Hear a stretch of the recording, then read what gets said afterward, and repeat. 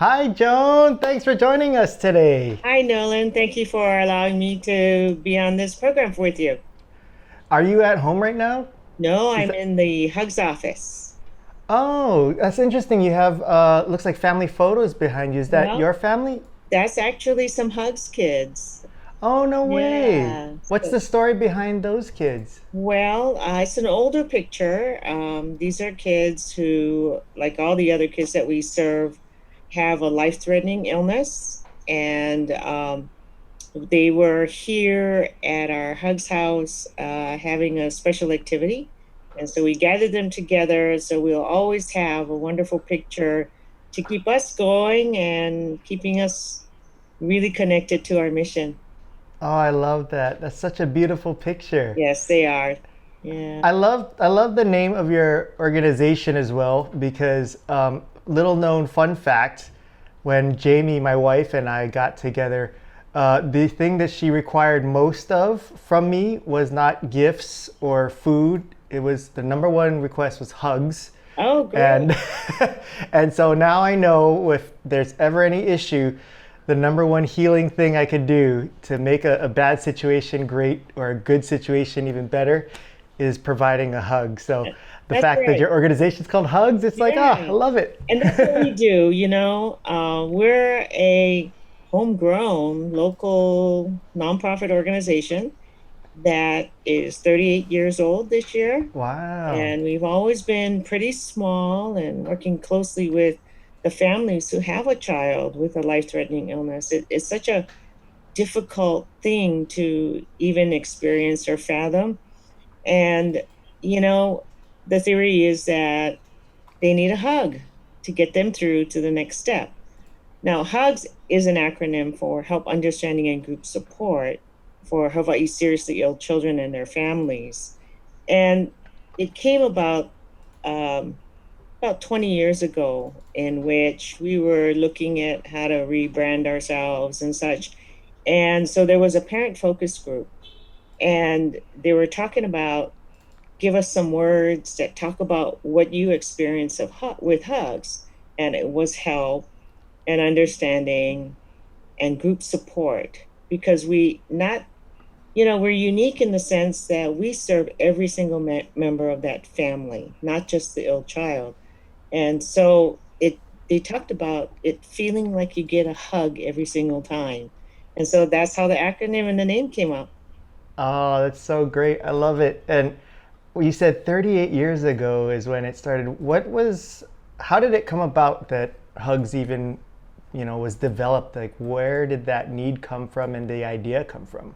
Well, there's a group of volunteers who belong to Unity Church in Honolulu.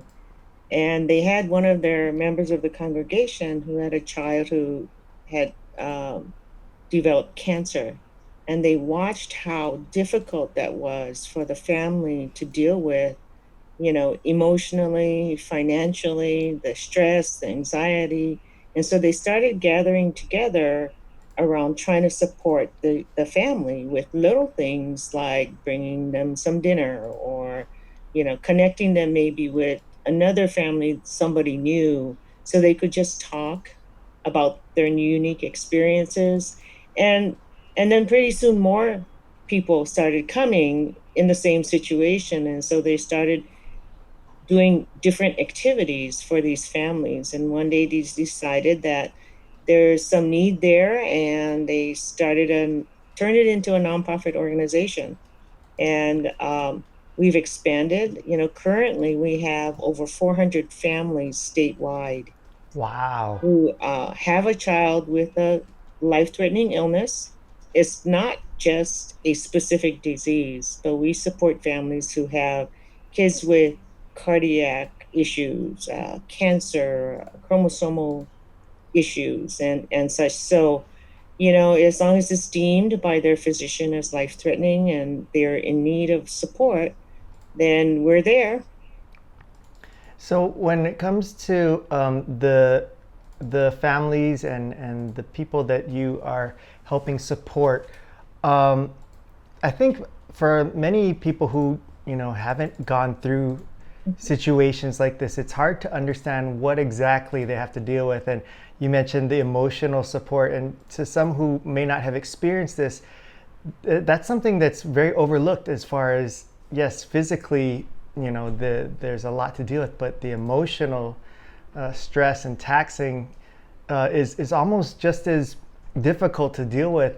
What are some kind of things that you see that these patients, these children, and the families go through that Hugs is able to try to address and help and support it?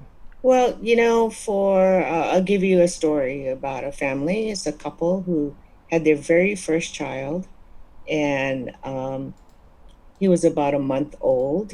And, they were so excited. It's their first child, right? And they have high hopes for him. And about a month in, then he started shaking, and they didn't know what it was about.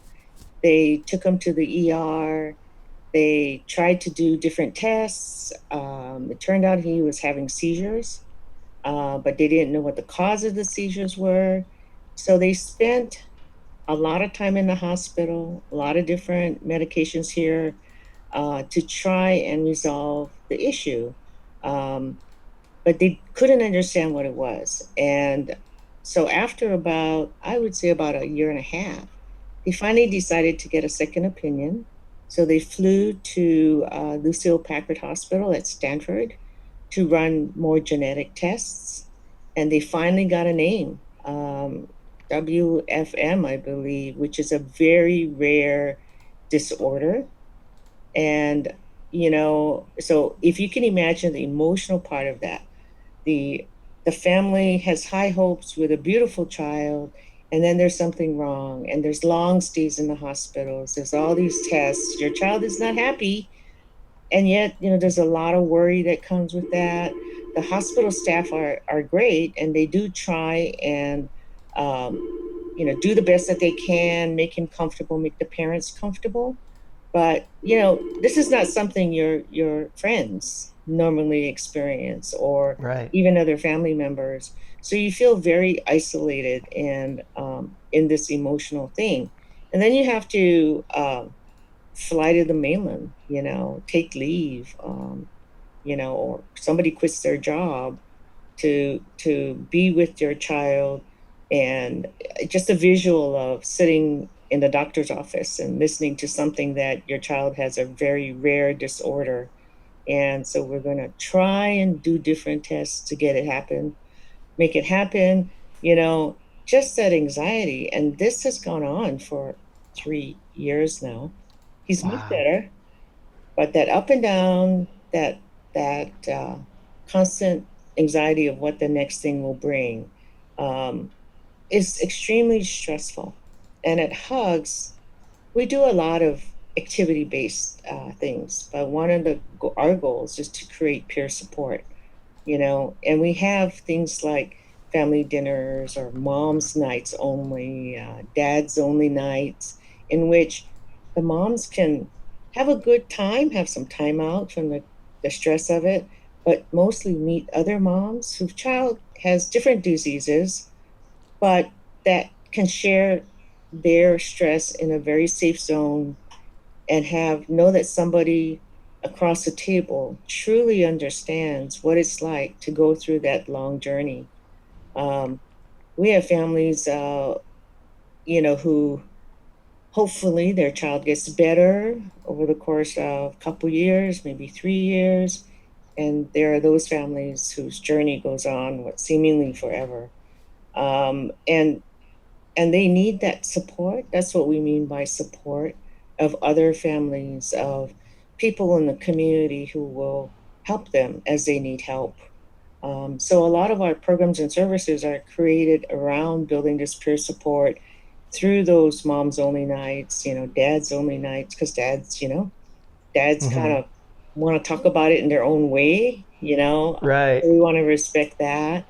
And we have actually a sibling program, because we know that brothers and sisters um, oftentimes are scared, and they don't know what's going on. They just know their brother or sister is sick.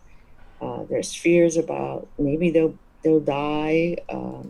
and they often can't quite articulate it. So one of the big things that we have is camp. Of course, we can't do camp this year, but we do a 3-day camp just for siblings and have fun, make them feel special, but also do campfire talks about what it's like, for them. And they get to know they're not the only ones as well.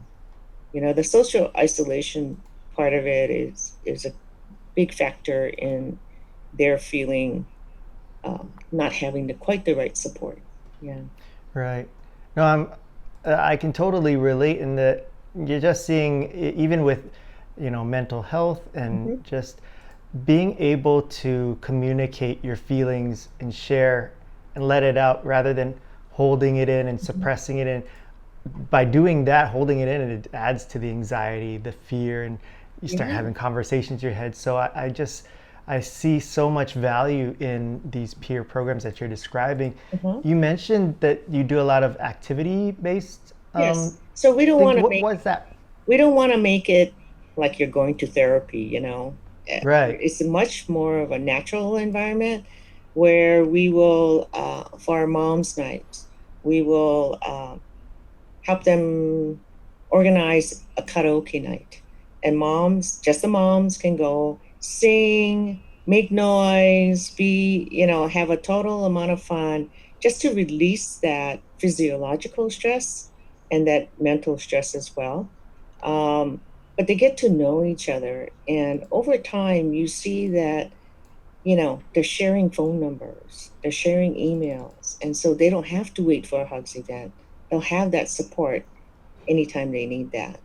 We have a family event every month where we'll bring together different Hugs families and new families, and they'll see, uh, 15 other families who are also have a child who's ill, and it's they're talking story and sharing pictures, and their children are playing, and it's also a bit of normalcy because their life is abnormal.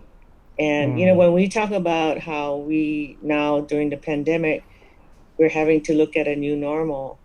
For these families, their new normal came when they discovered their child was ill, and they've had to struggle through it and redefine it and figure out how they're going to move on.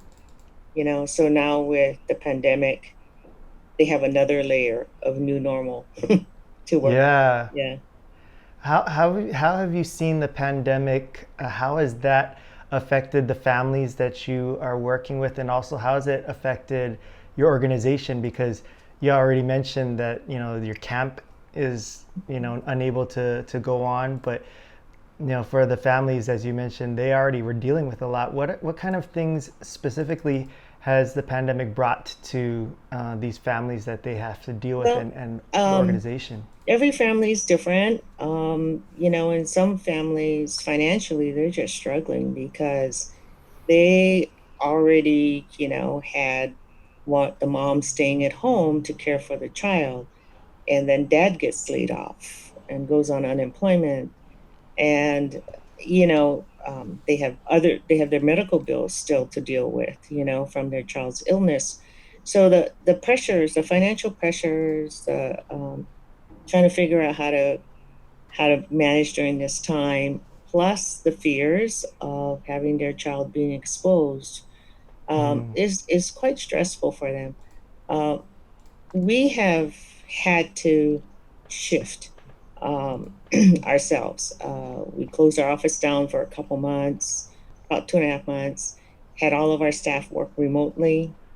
Um, and we felt that it was really important that regardless of whether or not we can do our face-to-face programs, that the family still needed support. So we canceled all of our in-person events, our mom's nights, dad's nights, family events. Everything that we do is in person because that's part of Yeah. giving a hug, right? Right. Canceled all of that. Excuse me, and we picked up the phone and we call all 400 families every month, check on them, how you doing, what kind of needs you have. We have a program called Ho'okele, which means to navigate. It's a case management program to help these families who, if they have needs in to identify resources in the community and help them connect with those resources. So families who are running short of food, we were sending them to, of course, all the food distribution sites that happened during COVID, but some of them don't even want to leave their house. And so we have a food pantry here, and we got some great donations from community groups. And so we're giving out food to them. We are not just contacting them, but we shifted to virtual events, play charades, um, bingo, whatever, Yeah. but virtual. So we've been doing that for the past couple months. We're hoping that as restrictions ease, we can get back to small groups, in-person events. That that's got to be so difficult for an organization like yours that the main focus is about bringing support, the face to face hugs, like literal hugs. Hmm. Um, to be able to shift in the way that you have is really fantastic. I know a lot of people concentrate on the difficulties and the negatives that have come up from the pandemic, and everybody's got a ton of them. But a lot of people have been seeing that there's been some great things that have come from it, some silver linings or blessings in disguise. Have you been able to see anything in that, either within the organization or amongst the families that you're working with, that you've seen good come out of this pandemic? Yeah, I think for the families, like all families, they've come a little closer. They really started to think about what is important. One thing, COVID or not, one thing that I'm always impressed with is how strong our families are. They create every day to be a special day. They try to create normalcy in their lives, and they know that the future is unknown, but they are strong and they're going to carry through. So, if anything, they are role models to us as an organization, to stay strong and stay connected. Um, that will help us as an organization carry through. So there are a lot of silver linings, I think. We've learned how to pivot quickly. Yeah. No, it's interesting you said that they're an inspiration to you. I think they sound like the perfect inspiration for everybody, no matter what walk of life, because that is the type of strength and resiliency and mindfulness that we all need, no matter what kind of adversity comes about. And they've faced some of the greatest adversities you can imagine, and yet here they are thriving and Yes. doing what they can to Yeah. make their lives and the children's lives Mm-hmm. something fantastic. Mm-hmm. You mentioned that you help the families find resources and such, and I thought that was so great because I know that people are always saying like, well, there's tons of help out there. You just got to find it.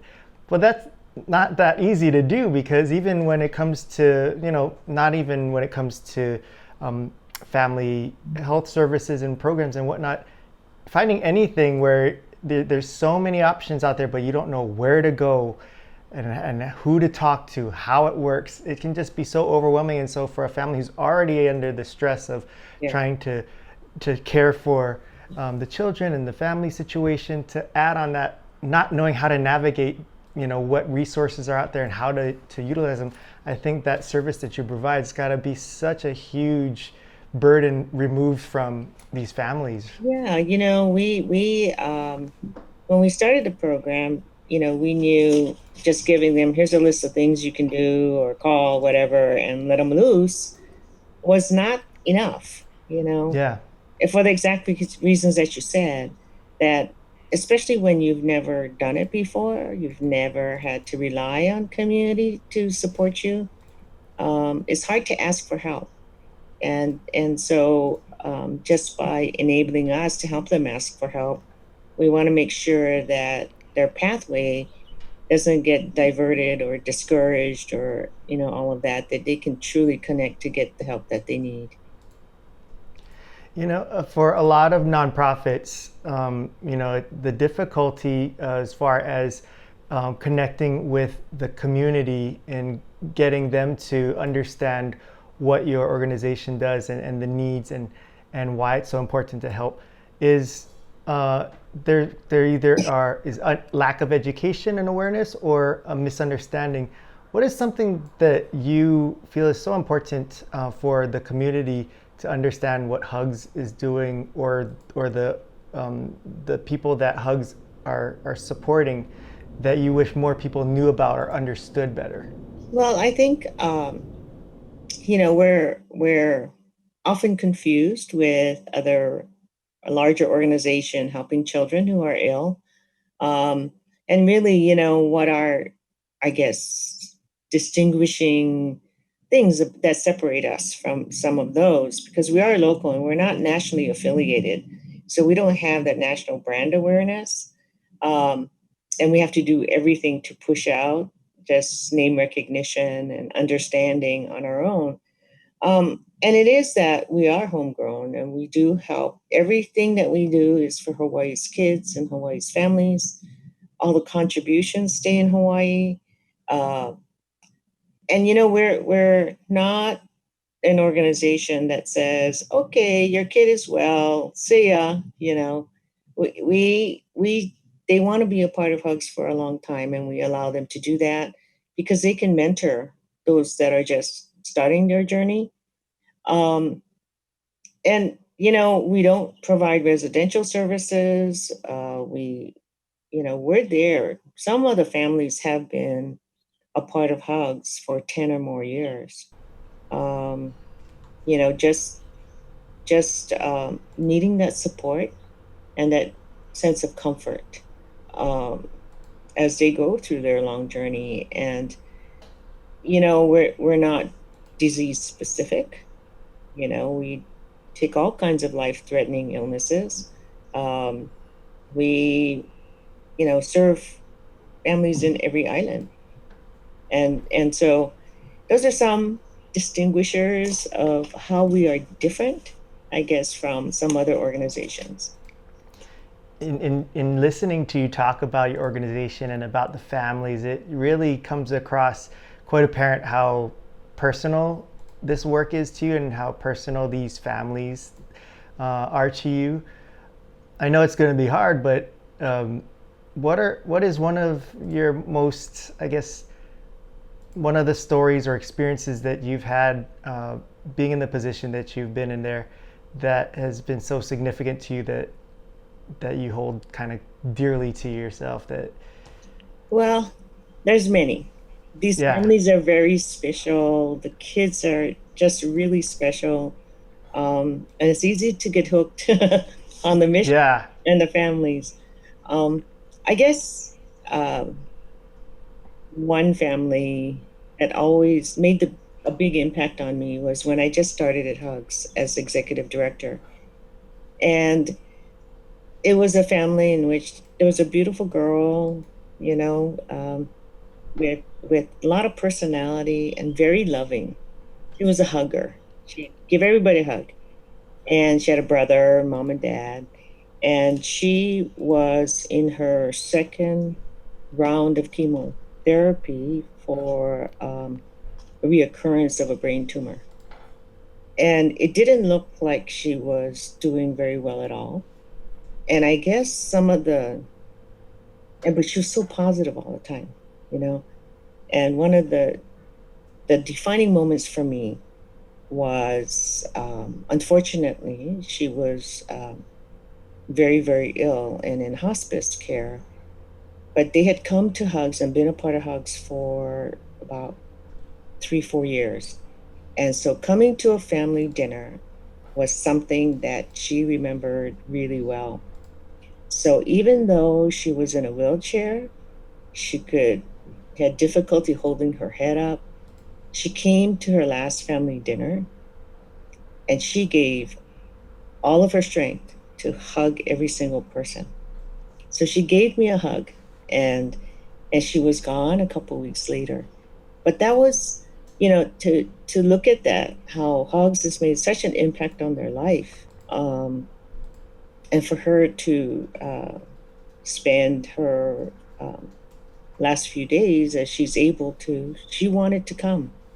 And that was significant for me, which is why as a nonprofit, we work really hard and we don't have a lot of resources, but that kind of situation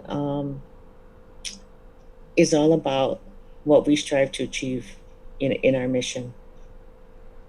That's got to be that kind of that secret sauce or that unintangible that makes it such a passionate experience for you to do this kind of work where a lot of people do their careers or jobs for multitude of reasons, but to have connect that experience Hmm. and see that little girl and feel that hug kind of fuel your passion Yeah. and your desire, that's you can't get any better than that. No, and it's fun. We do a lot of fun stuff, we do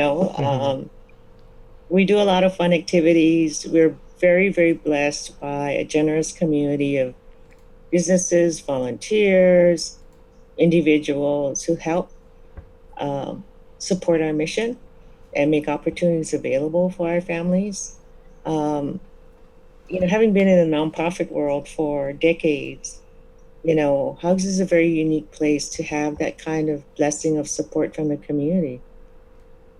We always need What? more, but Yeah. yeah. Well, speaking of which, people who are watching this or listening to this Mhm. are probably that feel a connection to Hugs and your mission and the families you support who want to help out. And aside from monetary donations, what other ways are you looking for help and support?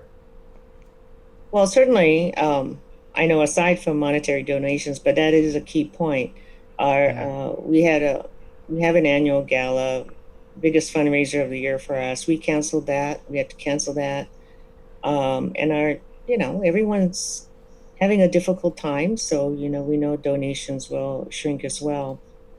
But aside from financial contributions, there are big and little things that community can help us with.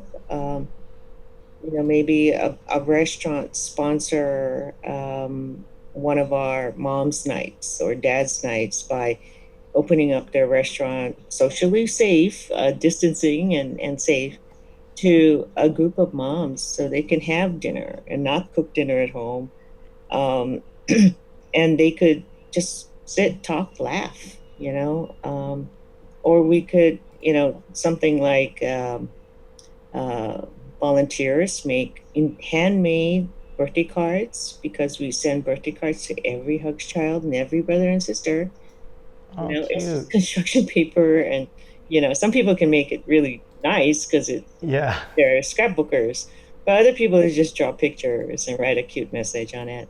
Um, we can have some, you know, people can make another group just recently made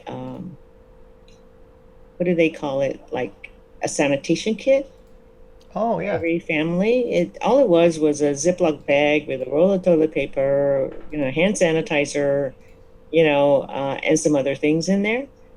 You know, so that, it's something easy to do, but meaningful for Hugs families. So it's really many little things that someone can do. Yeah. Yeah, no, I love that because I think a lot of people they they want to give in also ways that are personal too. And there's nothing more personal than making a handmade card Yeah. or, and for the children to receive that, it's got to go so far for them to just know that people care about them and are Oh thinking yeah. about them They're and happy took about that effort. Yeah, it. Hmm. that's You so know, beautiful. and there's another way too, we are fortunate to have a Hawaiian Miles charity account. So people could donate their Hawaiian miles to us, to our account, and we use those miles to send usually a parent and a child when they have to travel from a neighbor island to Oahu for treatment, or they have to travel Oh, from Oahu to the mainland for a treatment because their Right. insurance does not cover that. Or, it's mom and child is sitting in a going to have surgery. Child's going to have surgery, and mom is sitting in the surgical waiting room, but there's no dad or there's no family member to Mm. help them support it. So we use these miles to keep those families strong and safe when they do have to travel. And so people could just donate their miles. Just go on the Hawaiian Miles website and donate to Hugs. Yeah, I love that because I mean, most people they collect the miles and they don't know what to do with it, and sometimes they're just like, maybe let's just plan a trip, but oh, that means once we get there, we got to pay for hotel and food and lodging. Like that's, Yeah. and they just store it up, whereas it's no skin off their back. They just can put these miles to use to connect families and help with. I think that's beautiful that it can be a huge integral part in the Yes, children's. I've had a mom tell me that she was sitting in the waiting room and she called her husband and said, if at all possible, you got to come. You got to come now, in the Hmm. days that they were waiting for the surgery to happen. And so we used those miles to get them there so they could, be there when their child woke up from their surgery, you know. And dad was sitting here, feeling stressed as well. So, Yeah, I can't imagine what it's like to feel helpless and knowing that mhm, your child who desperately would just want you to be there just to yeah, comfort them, yeah, hmm, and you can't afford to get there. yeah, And with this opportunity, you're able to facilitate that. yeah, That's got to be so much more meaningful than the value of, the miles. yeah. And it's just a quick thing to do. Just go donate in whatever miles you're willing to donate, and it happens. So, how people can learn about how to do that, or also make financial donations, Mhm. or to volunteer, is it as simple as just going to your website or Yes. calling? Yeah, just go to our website. It's hugshawaii.org, and you can find different ways in which you can volunteer. Um, you can find what we do, what our programs, and the impact of what it is. Make a donation through the website. So, yeah, we welcome all community support. We are blessed, but that's how we keep going as a small organization to continue to serve more families. And the fact that you are so concentrated on activity based things, I think that there's a lot of creative people out there too who can come and bring some creative ways to help support. Absolutely, yeah. We have a company who has been supporting our family events for quite a number of years now, and so when we had to cancel these events, they said, let's try and figure out create something virtual. So their team got together and they're going to do a virtual fun science thing for our family. Oh, wow. Yeah, yeah, which is great because we were running out of ideas already to do bingo and make cookie Well, things. if you guys ever need a like a game show host or something, Oh, that'd be awesome. I would love to do that. I've always wanted to be like Steve Harvey in Family Oh, Feud. So, yes. although since we're doing working with families, we don't want them to feud. Maybe family fun. Oh, that's okay. They Yeah. lovingly compete with each other. Well, that would be super Great. fun. I hope we can make something like that happen. Yeah, maybe. Yeah. Well, I'm so glad that I got to have you on here, and just I really want to thank you for sharing those stories. I think what is so neat is not only finding out about what our local nonprofits are doing, but hearing the stories that are happening behind the scenes, and hearing how our community directly and personally are being helped. It just is so inspiring, and I'm so glad that Hugs is here to help these much deserving children and families. And I can't thank you enough for all that you and your organization do for our community. Well, thank you, Nolan, for allowing us to share our story and to, spread the word about hugs and what we do. It's a great opportunity. Thank you. Well, the next time I see you, hopefully this pandemic has calmed down and I can actually give you a real hug. But for now, here's a virtual hug. Yes, thank you so much. Same to you.